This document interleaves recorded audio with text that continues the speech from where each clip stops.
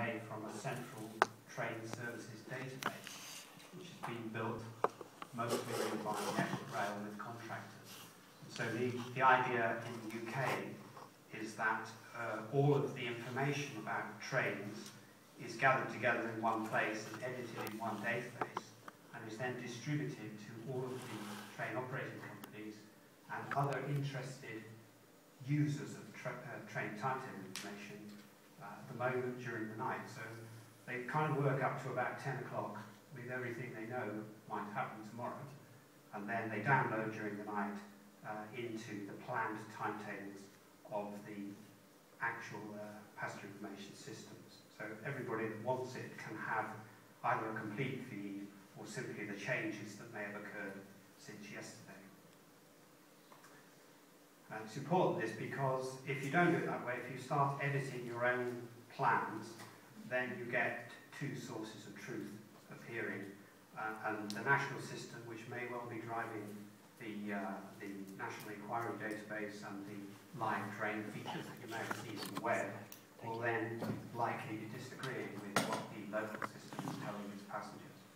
So the objective is to try to get everyone working off the same hymn sheet for that. Once you've got your timetable in place, the next task is really to animate it, to automate the timetable according to train movements. Hello, I've lost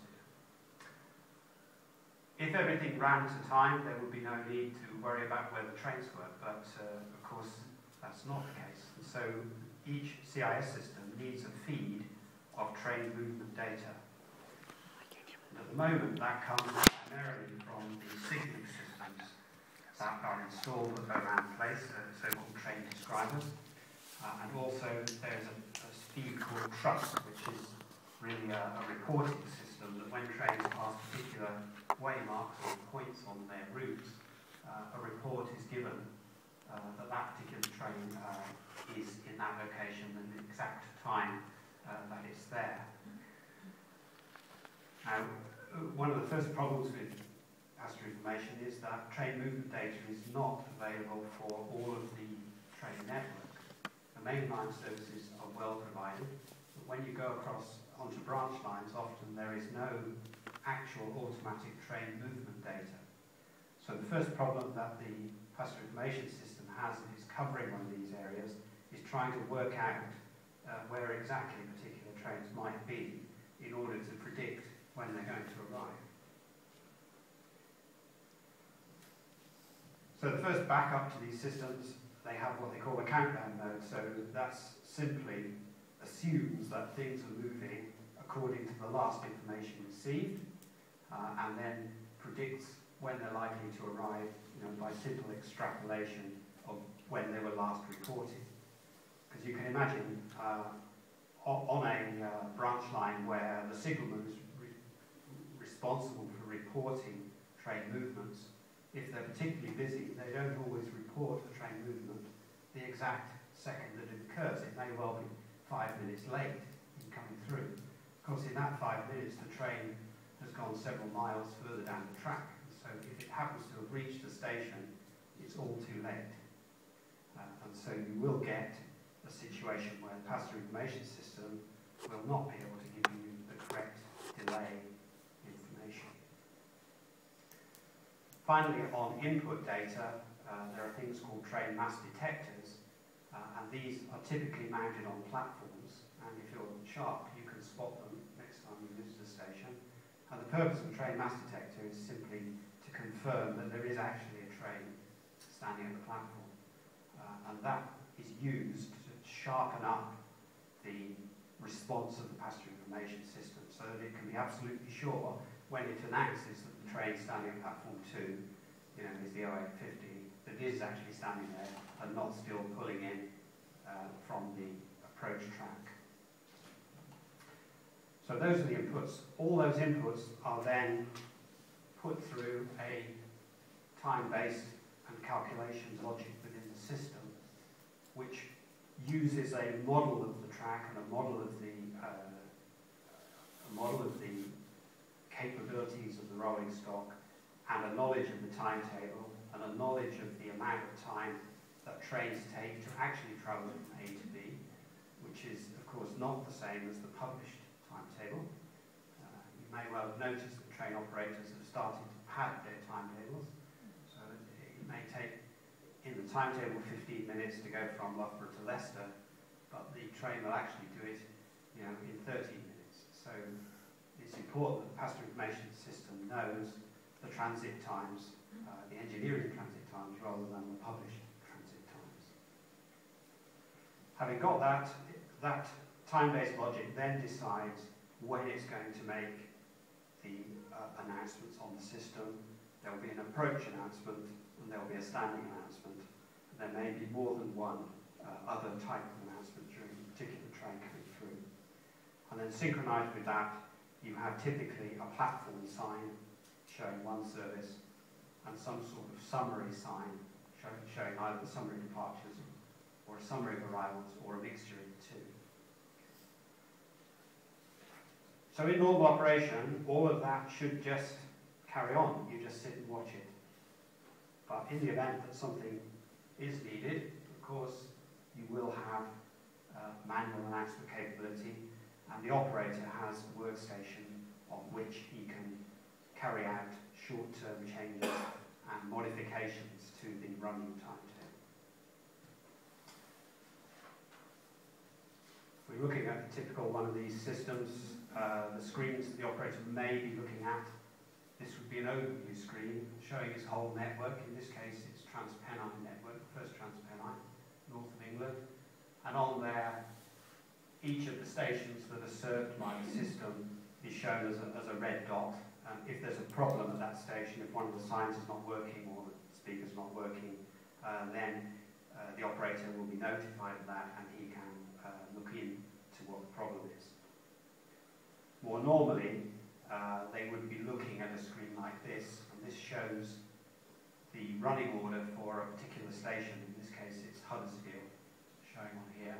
And that lists all of the trains that are due to arrive at this station. They're colour-coded as to whether they're going to stop or not. And if there's a delay, then they slowly turn into a more aggressive red. And the delay time is shown down one of the columns on the right-hand side. Again, with this kind of screen, the operator is really looking for particular problems. If he's got a train that's showing as particularly late, he may wish to intervene and make a manual announcement to the passengers. From these type of screens, they can also change platforms, they can delete services, they can reroute trains, and do all of the other things that you might want to do on your system. But I would emphasise again that this is a last resort. Normally any change to the service has to be tackled nationally and downloaded from the national database. And that's really extreme efforts are being made to make that happen. Then in the UK, trains are identified by codes such as this 1A20 you see here, or 6069. These codes are a hangover really from old signalling codes, and they are repeated. They're not necessarily a unique code in the UK, so there's also a bit of a challenge to the passenger information system to recognise which 1A20 train might be the one that's standing at Northampton out of the national database. But you can see here for the operators, the signalling system gives us movements of trains from one section of track to the next, sometimes called a berth in the UK. And this is the kind of information that we get about where trains are. And between one station and another, we will know the transit time of the berth so that we can predict where the train will, when the train will arrive. But using this kind of screen, the passenger information operator can confirm absolutely where a particular train might be at the moment, where it actually is. So they use it to confirm that when things are disrupted, they actually know where the trains are at the moment. On the output side, well, I think you all have seen displays. I put them up for the sake of completeness. This is the tendency now for displays for passenger waiting room area or lobby or ticket hall displays tending to be TFT type now, with all the incoming and outgoing services on.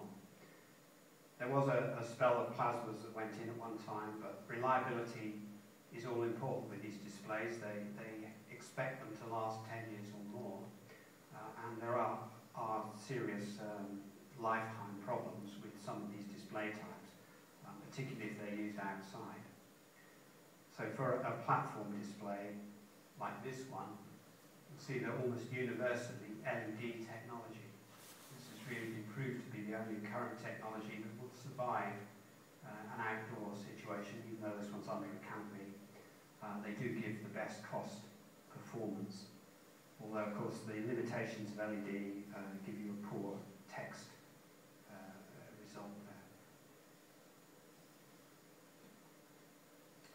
Now on this sign, which is the same kind of LED, you will see a train mass detector. It's this device here, pointing at the platform. The device is typically either an ultrasonic device, which this one is, or it can be a Doppler radar device, but the Doppler devices tend to be more difficult to distinguish one track from another, and they are slightly more expensive. So the ultrasonic device is the cheapest, but it's by no means, like everything else in passenger information, it's certainly not infallible, because trains have a distinct habit of stopping where the gap between carriages is exactly opposite the sensor, so that the train appears to, or disappears from view, leading to a few problems that the software guys have to deal with. That trains which were at the platform half a second ago suddenly vanished. You can also get a situation where the ultrasonic sensor is pointing directly at the doors, so that when the doors slide open, also you get a train disappearing and reappearing, which can cause a bit of consternation. Now, we're moving on to the PA. PA is another topic in its own right. There are lots of ways of automating announcements, and you'll have heard them all, even if you haven't realised that you've heard them all. The most highest quality of announcement is done by getting an actor to record your announcements. And that has been done in a lot of the early passenger information systems. They use professional studio recordings, and you will record as much as you can in what I call a one-piece announcement, which is easy. This is, don't leave your baggage unattended type of announcement. And then for the train now standing at platform 3 type of announcement, where you have to have segmented speech, you then have the choice of using long phrases, and not so many of them, or shortening the phrases, so that there are more flexibility in what you can announce, and gluing them together.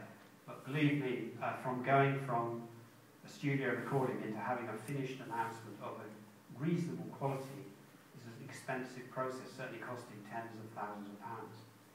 And if you use a professional actor or a professional voiceover to do that, you are then enthralled to this person for the rest of the time, because if you want to add a new destination or some other phrase that you haven't thought of, then you have to go back to that same person.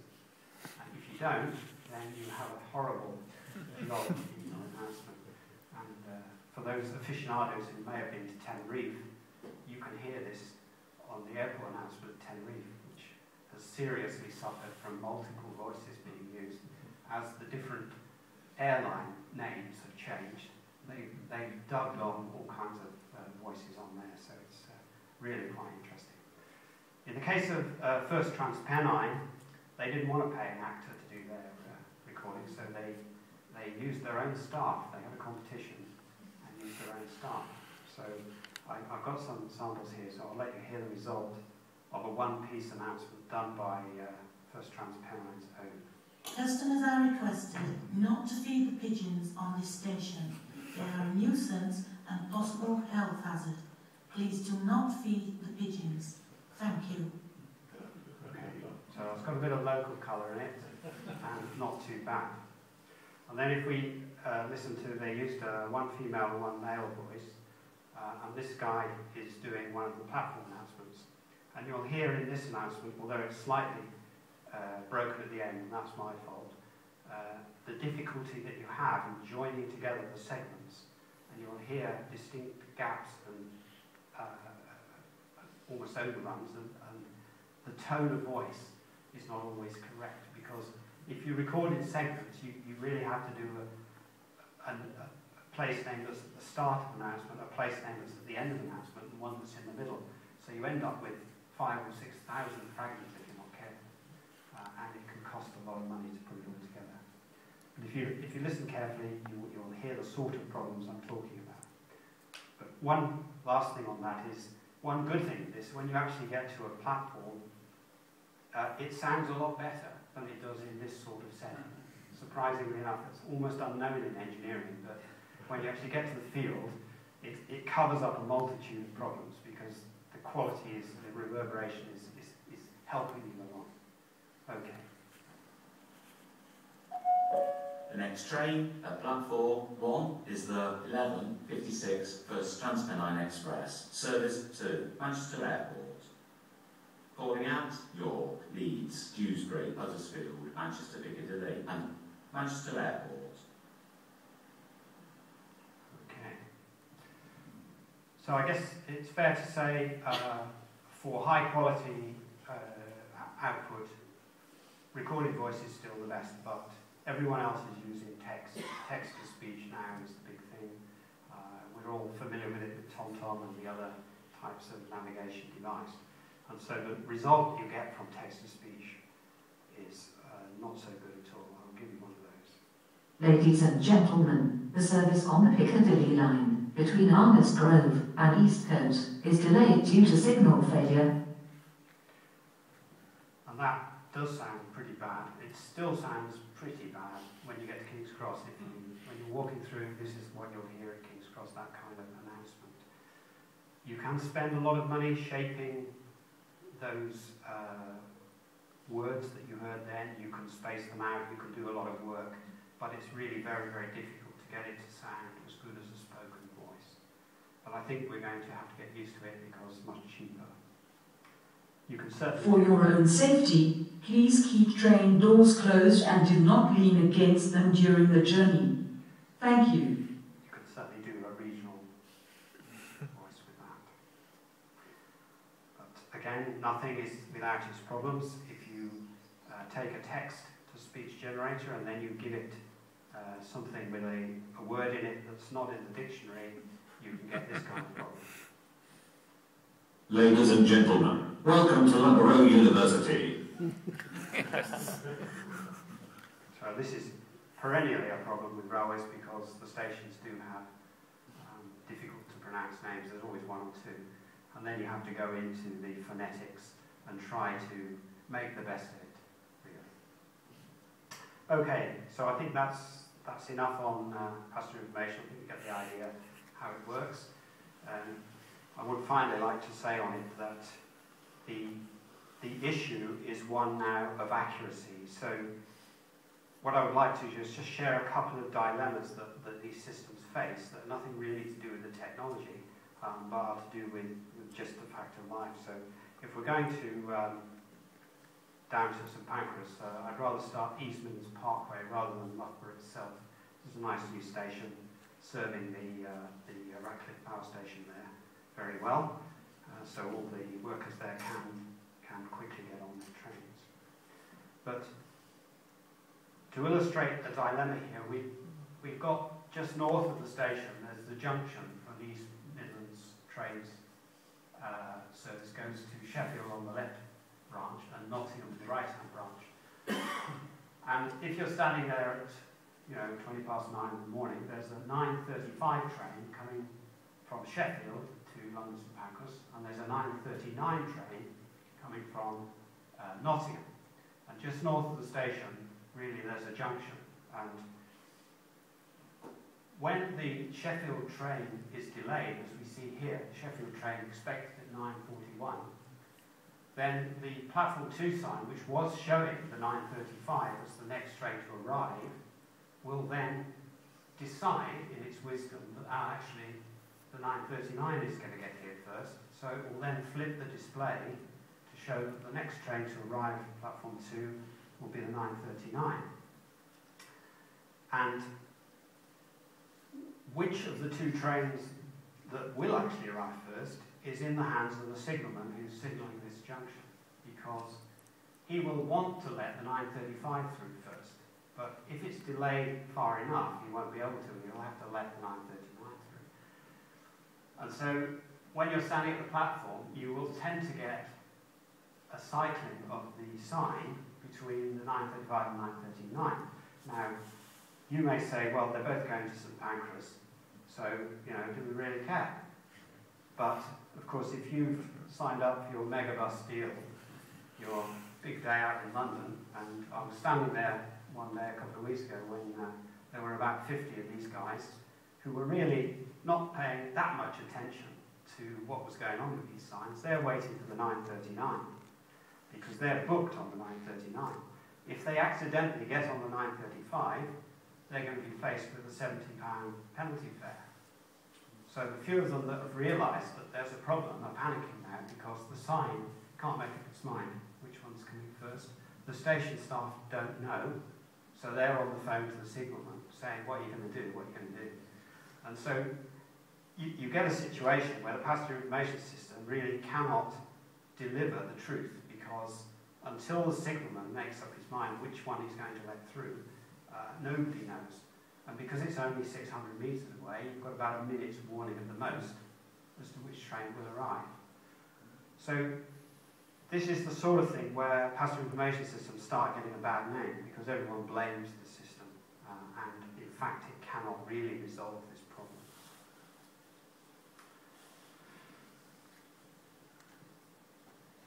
Finally, I just want to talk a little bit about passenger information and safety. Now, I thought, well, there's no real link between passenger information and safety, except that occasionally you get a stand back from the platform edge, you know, fast trains coming through. You get that and you think, well, that's just the nanny state telling me to move back. But you can have a situation here, this is North Allerton in Yorkshire, where they have a branch service coming in from Manchester, and this is a situation that has occurred, and it's due in, it's showing on the station sign, Manchester Piccadilly is on time, and the PIS system has actually announced that it's arriving, and at the last minute the signalman has decided to hold it back and let through the express from Edinburgh, which doesn't stop Northampton, of course. And so everybody who was on the platform has moved forward to the edge in anticipation of boarding their Manchester train when 125 miles an hour the London train comes through. So the local passenger users group has officially complained about this particular incident as a safety problem. And you can imagine it will frighten people, because they're certainly not expecting this fast train to arrive. And because the decision was made too late, the passenger information cannot announce the stand back message. Anyway, so that's one topic. And finally, on this whole segment, I've got this little video which really has no real place in this talk, but I'll show it anyway. This is from our Indian colleagues. We certainly had a problem when we did a system in South Africa recently, where if the passenger information system changes the platform, then everyone there simply runs across the tracks to wherever you said it's coming in next. And that can be quite frightening. Here, you have to keep your eye very much as a train in the distance here. There's also a white line here, which is where they should be standing behind. And from the left-hand side, a young couple will appear. So I'll just run it, but it only takes 10 seconds or so.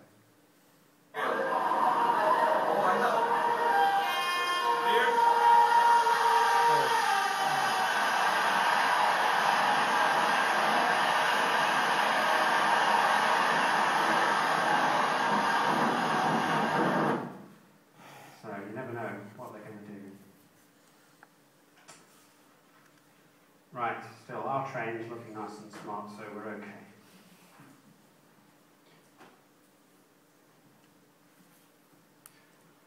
Right, St Pancras. So, I think, has anyone not been through St Pancras station? No, everyone's been. Okay. Well, you'll realise then, I think it's fair to say it's a very sensitive upgrade of the station now. And St Pancras International is now a major hub of international, national and regional rail travel. We've got East Midlands mainline, Midlands mainline, there's Thameslink, there's High Speed 1, Eurostar services all coming into the station now. So we have a vastly increased number of passengers coming into St Pancras compared to what it would have been 20 years ago. And they're estimating up to 50 million a year will be using the station, you know, in 2012 and beyond. If we look at the upgrade from the air, the original station here has been added really by a larger shed, although it doesn't look like it when you arrive. The Eurostar train shed and the Midlands mainline train shed now is somewhat larger than the original building. Now, work has been going on with this site for many, many years. This is an old photograph still showing the gas holders, but the whole of this area here is being redeveloped into shopping and residential areas. We've got the hotel here being rebuilt, and at the moment work is going on Kings Cross to bring the station, the mainline station at Kings Cross, up to the same standard. I'm not quite sure when they're going to finish Kings Cross. It's covered in tarpaulins and scaffolding at the moment.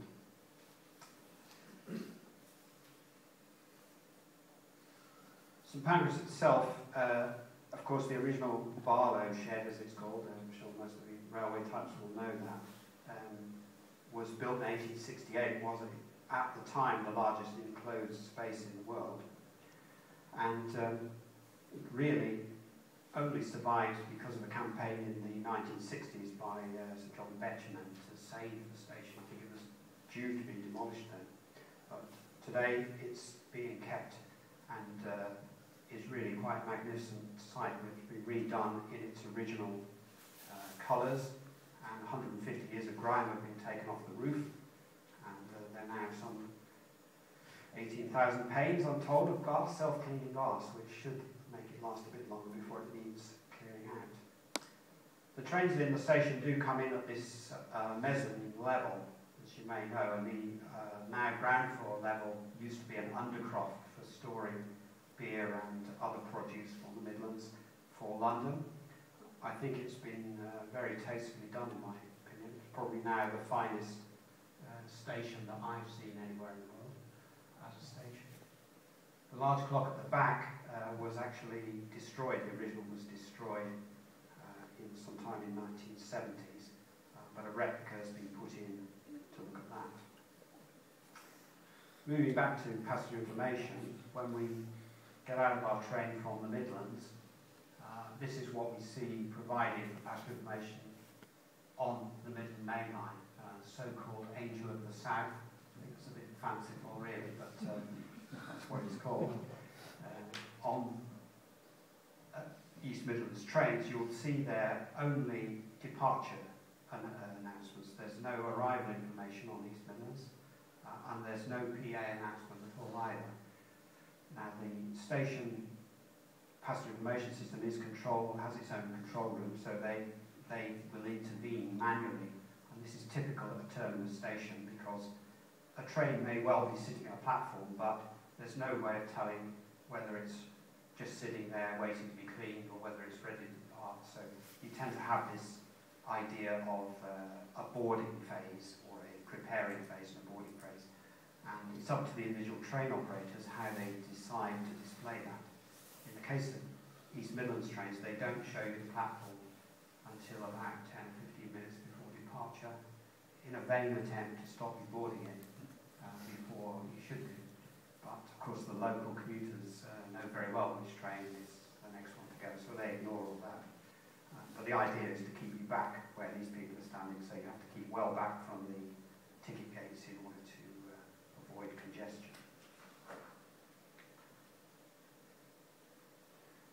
Now, moving on the station, a little tour of the other systems. High Speed 1 has this board. The high speed services are adjacent to the Eurostar, and they've got more of a mass transit type of display. So they identify their platforms here almost an hour ahead, so they're not shy about saying which platform you should go to.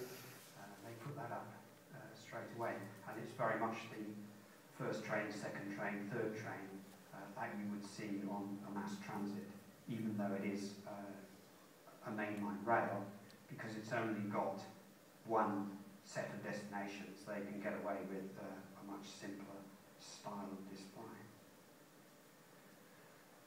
This is a slightly poor picture. I was completely unable to get the exposure right on this one, but this is underneath the Midland Main Line, the Thames Link services, and they have gone for another idea. They've got two fixed signs here with their destinations on, so they're very confident that their destinations won't change. And then they have just one individual departure board on the right-hand side, showing a very limited information about where trains are.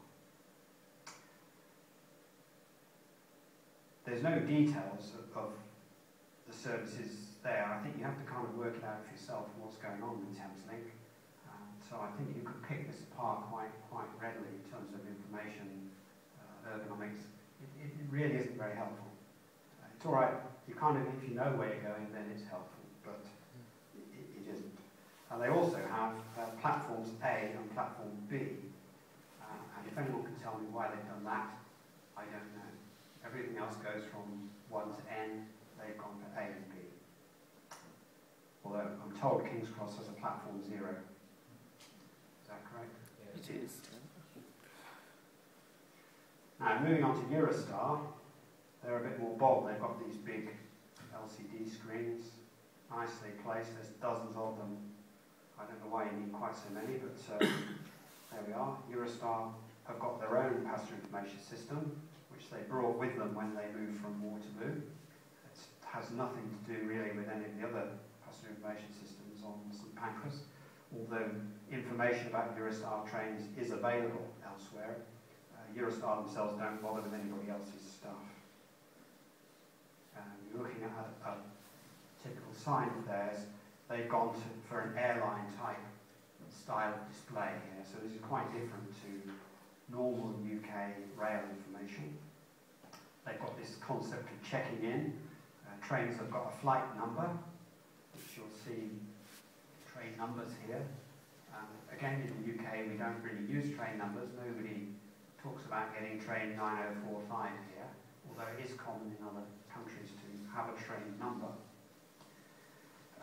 Eurostar have got the privilege of making PA announcements on the station, so when you go there, you will only hear Eurostar announcements, and they are done in English and French, and they have used professional recording actors on there, so it's very high quality. I think it's probably nearly the best, although for my picky, technological brain, they have split their segments too far, so that when they're announcing a 9:29, they'll do 9:29 instead of 9:29. They've separated the numbers out into individual segments of their speech. Matters not, it's a very good quality service, very smoothly presented. We have both arrivals and departures on Eurostar showing, which is unlike these trains, but I think they have no platform numbers, so they're above platform numbers. Eurostar, they don't stoop to that level of detail. I think if you've checked in and you're directed to your platform, you don't need to know which one it is. Again, some of you may have noticed this huge display downstairs at St Pancras. This is their summary of departure board. It's so big that you can't actually read the other end from where you're standing, so it doesn't seem to me to get very much attention. Certainly nobody in this picture is looking at it. It's a very expensive board, and it takes feeds from all of the passenger information systems on the station to give this sort of summary of departures, but there's no clue on it where you have to go for a particular train. Finally, on this segment, there are these information pillars which have been installed on the station. These were done by the station management themselves, and they do contain a summary of departures on the blue board at the top. It's really a kind of triumph of bulk over content at the moment. There's a touch screen display underneath the main passenger display, and you can get a little map of the station and a few other bits of useful data from it if you want. That's a slightly larger one. In the side, there's an emergency call point, but it's so tiny that I don't, this is a train spotter's call point. There's a fire alarm on the other side, both of which are more or less invisible. So I'm not quite sure what happens if you push the button on that. Right. Before we leave St Pancras, just a quick word about the St Pancras Hotel. This is a picture taken. It's not one of my photographs, but it has got the British Library obscuring the lower part of the building. St Pancras is extremely difficult to photograph from any angle to get the whole thing in. This one's suitably dynamic. But the St Pancras Hotel was built about the same time as the station during the construction of the main station in the 1860s, and designed by Gilbert Scott after a competition. But I think the original design, well, as you can see, was very ambitious, and in its day, the original Gilbert Scott design had even more floors and more turrets than the one that was actually built. And I think you can imagine the owners of the Midland Railway desperately trying to get the thing within budget. And they started out with a budget of about £300,000, and during the construction it overran. Even after they took several floors out, they still spent over £440,000 to complete the works.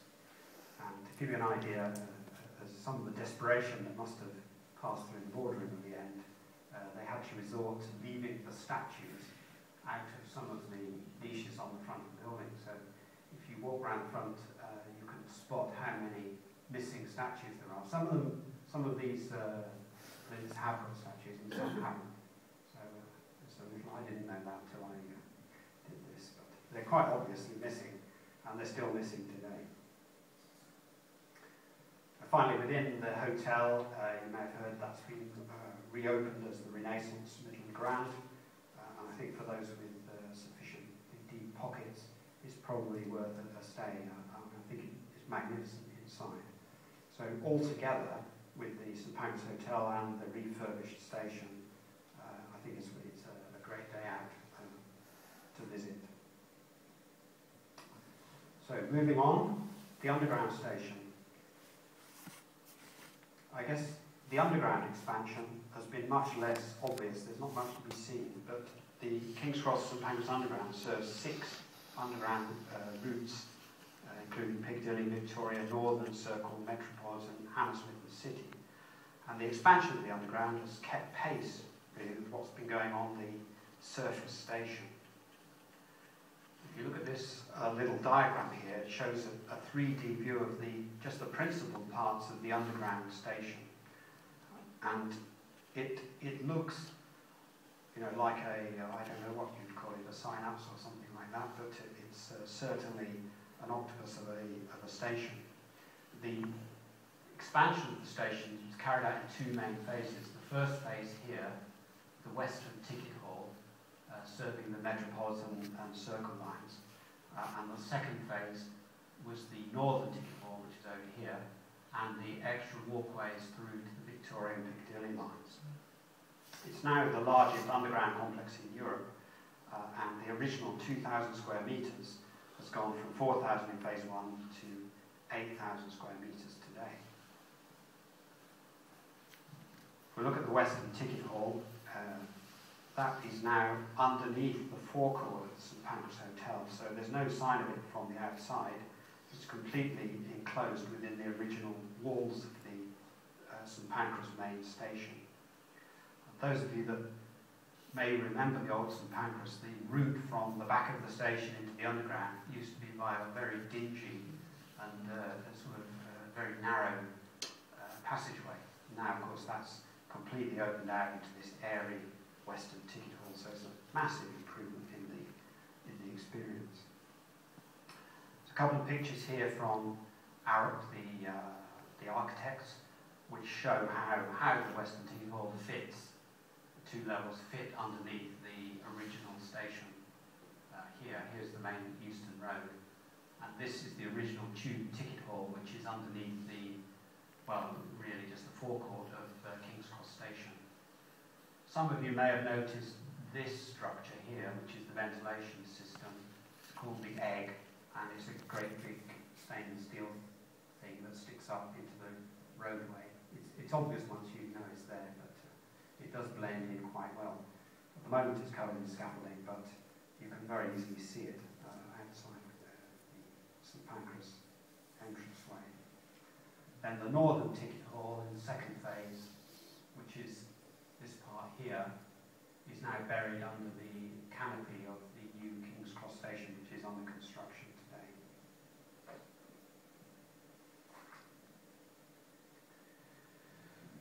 So with the redevelopment, we've got wide new tunnels, step-free access on most routes, and there are alternative routes into some of the underground stations. Now, those routes have been deliberately designed to make it more smooth traffic flow, because in the past, when a train arrived at the main station, you'd get a great surge of people coming through the station. That was causing overcrowding on the platforms and all sorts of other problems. So now it's a good 10-minute walk to the Piccadilly line, and it's deliberately made like that, so you have to spread out so that everybody smooths out this flow. So there's capacity to hold a lot more people within the station and slow down the morning rush. And I think at the moment that's pretty well avoiding the sort of station closures that you may remember in the 1990s.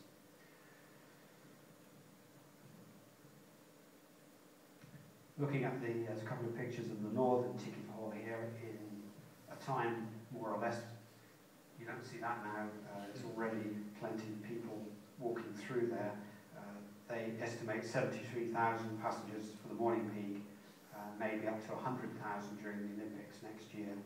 And the northern ticket hall and the western ticket hall together have a design capacity of 300,000 passengers per day.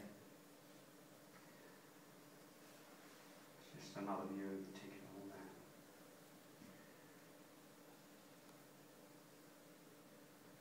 Okay, well, let's just think about the station systems now on the underground station.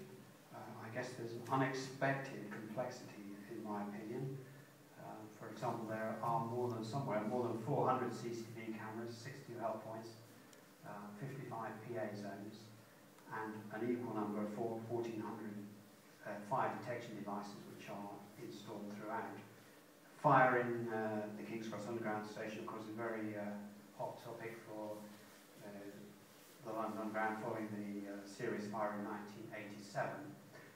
They are paranoid about fire risk to the point where even if you're intending to drill a hole and put a roll plug in, they were questioning whether we should use a plastic one or a fibre one in some recent work that we were doing. So they're paranoid about fire. As well as that, we've got all of the lifts, escalators, ticket gates, fans, pumps, power panels, all the other paraphernalia that goes with the station. And as well as the passenger informations, telephones, access gates and UPS. And you can maybe try to spot some of these items as you pass, but they're not always obvious. Passenger information on the underground. In the ticket hall areas and in the escalator areas, you have a system called TrackerNet, which this is a display.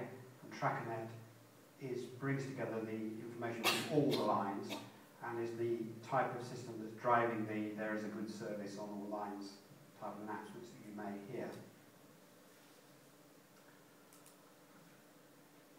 It's not really real-time information on this system at the moment, so it can be up to half an hour out of date. And some stations still use the chalkboard. Help points on the underground much bigger, the big white hills, as a result of various legislation and standards. At least they are visible, they're at a height when they can be accessed by anybody that wishes to access them.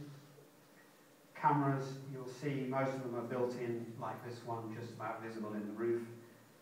They're not hanging down in the main in an unsightly manner, at least they've done a good architectural job. Smoke detector, well, nothing special there. When we eventually reach the platform, we are left with this kind of familiar display of next train, a simple next train indicator. You only get manual announcements on the PA system. Very tired now. It's obvious when you've come through this wonderful new station how much the Piccadilly line needs a refurbishment.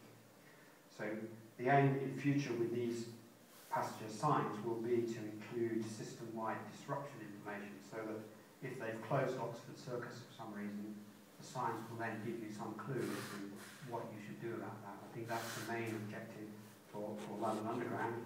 They have a project called SWIM, which they're working on now, to deliver messages to the platforms and to the trains themselves in order to help people deal with station closures, escalator failures, and other things. So that's coming along, but it's not really working at the moment.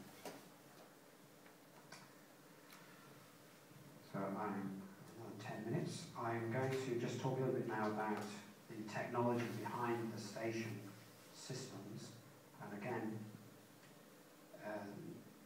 this is because the issues with the underground station are dealing with these massive inflows of people. Managers of the station are very worried about overcrowding, fire, crime, people being unwell, buskers, any other kind of anomaly on the station, because from no particular point can you see the whole station. The walkways, the halls, the platforms are in a maze that cannot be viewed from any one point. So there is a need for an overall management system on the station. And this is something that Siemens has supplied for Kings Cross.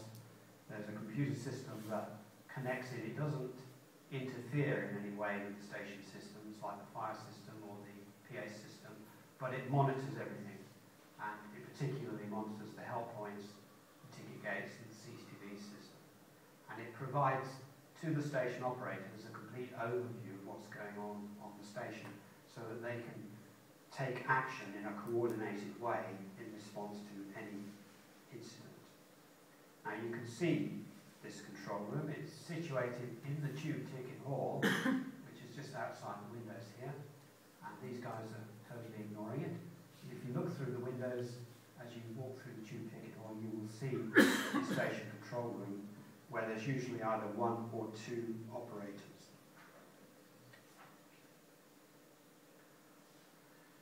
What they have on their screens in front of them are mainly the information about the station systems. Those are the ones I mentioned earlier.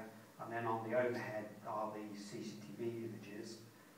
Outside of the picture on the right-hand side, there's also the tracker net display, which is slightly expanded, which shows them a bit more information about where all the trains are on the underground system. So by glancing up from where they sit, they do have a good view of what's going on.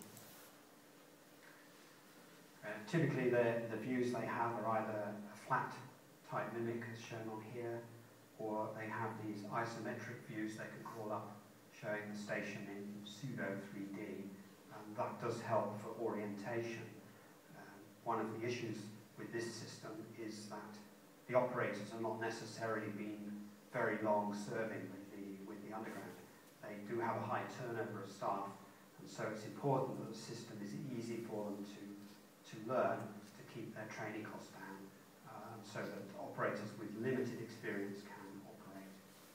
And they have, here is a picture again of the tube ticket